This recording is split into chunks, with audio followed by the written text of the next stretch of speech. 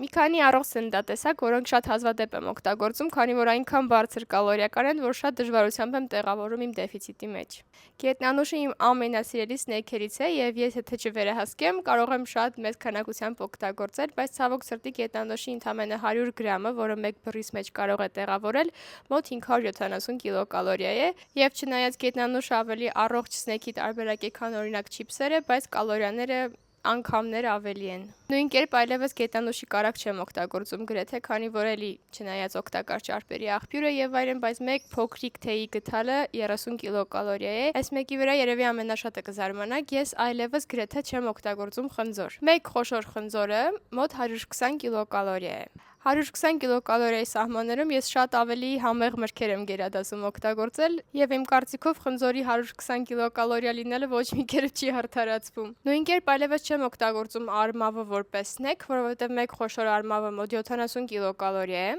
եւ այդ կալորիաների սահմաններում ես ինձ կարող եմ նախ շատ ավելի համեղ սնեքեր թույլ տալ։ Շատերը մտածում են, որ արմավը ավելի ցածր կալորիական է, ավելի քիչ շաքար է պարունակում, քան չգիտեմ կոնֆետները, պաղպաղակը եւ այլն։ Բայց չնայած իր բնական ծագման արմավը նույնպես պարունակում է մեծ քանակությամբ շաքար եւ շատ բարձր կալորիական է։ Ես տարիներ առաջ միգուցե շաքարը փոխարինեի մեղրով, մտածելով, որ այն ավելի ցածր կալորիական է, ավելի օգտակար է, իսկ հիմա ուղղակի կամ քաղցր չեմ օգտագործում, կամ իրոք իմաստ չկա շաքարը մեղրով փոխարինել։ Մեղրի կալորիականությունը նույնպես շատ բարձր է, մեկ թեյի գթալը մինչև 30 կիլոկալորիա եւ բաղադրությունը ամբողջությամբ պարզ շաքարներ են։ Այս մթերքները իհարկե կարող եք ուտել, եթե սիրում եք, եթե ձեզ հաճելի է, բայց ուշադիր եղեք, որպեսզի նրանց չչարաշահեք նիհարելու ընթացքում, քանի որ շատ բարձր կալորիական են եւ շատ հեշտ է նրանցով լրացնել ձեր օրվա կալորիաների պահանջը։